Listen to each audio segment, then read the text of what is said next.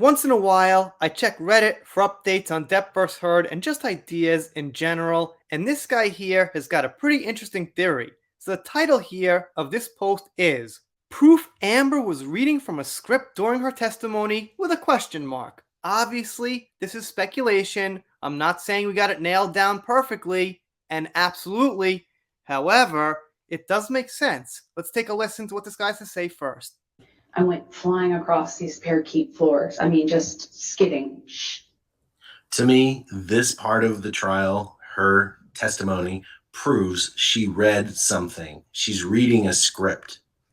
Something there she's reading. Parquet. In her mind, it looked like parakeet. If she had heard or actually understood what parquet floor is, she never would have said parakeet. She would have said parquet because she would have heard it. But instead, she's reading something and misread it and misspoke based on a script that she was given. She's an actress. This whole thing is scripted in her head. Vaguely, but it is put together. It just looks like she has, every now and then you see her go back and go, oh, where was I on the script? Yeah, what a great point. I gotta say, all this time I was watching the trial and I knew something was off about her. I knew I was like, well, obviously she's acting, she's saying things that didn't happen, the normal kind of speculation. But now that this guy puts it like that, it makes better sense. And he wasn't saying she memorized it word for word. She can't. She's not that good of an actress and not that good of one anyway, but she had a general layout. And the reason is, if they got all these stories together and these lies together, she couldn't remember it all in one spot unless she kind of had it organized in her head, at least for the most part. And we see plenty of mess ups anyway. Let's see what some people are saying. I think there's some really good insight here. Once in a while, Reddit's got some great threads. So, Coffee Flavored says, she screws up so many times in her testimony it's hard to keep count. There's the inappropriate and inconsistent body language when she will describe being punched, but her mannerisms are of someone doing the punching. Then there's the quotes she attributes to JD where he supposedly taunts her asking if she's a big tough man now, which is not something a guy would say to a woman. And there's all the times she slips up and tries to describe JD's actions took, but instead says that she did them, like this description of a fight where she talks about him slamming her against a fridge. We're kind of in that area. He's bashing me against the wall next to the fridge. We're kind of moving in that area. And at some point, I'm in his face.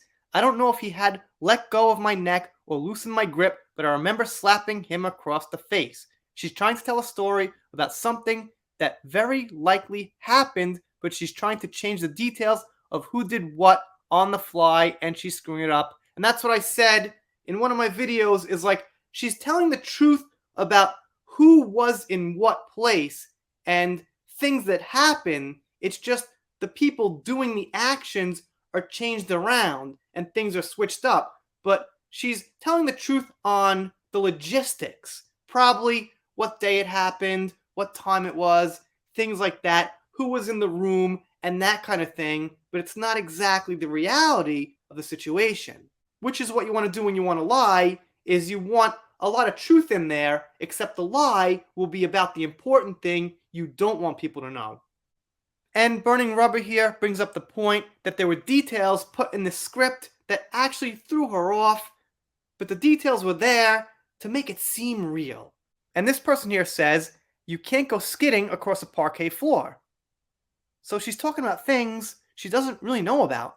And this next person says, yeah, 100% right. The mispronunciation proves she's only read the word but never heard it spoken to her, like not knowing quay is pronounced key and not quay. It also proves she's not well read or worldly at all. That's funny, because I've got a few videos tracking her showing off books and saying she's an avid reader, and a lot of Johnny fans actually say she is. I don't know for sure. However, this is more proof towards the fact that she's probably not an avid reader. Now I know what you're thinking. You're saying, but she said that Johnny and I liked some of the same books. Well, maybe. Or maybe Johnny brought them up and she said, oh yeah, I like that book. I read that book. and she didn't, and she kind of played off what he said and made like she read it, that's my guess. Kind of like a psychic doing a cold reading about someone's dead family member or something. She kind of guessed her way along a few things or said some general things about the book. But that's just my silly little opinion. And this person says, Elaine, Amber's lawyer, said amica once and arnica once also, so they can't really get their words straight. And yeah, that proves that they're kind of winging it here, or they just don't got nothing to go on. Yet another video from TikTok. Maybe I should get on there, join it. I don't know.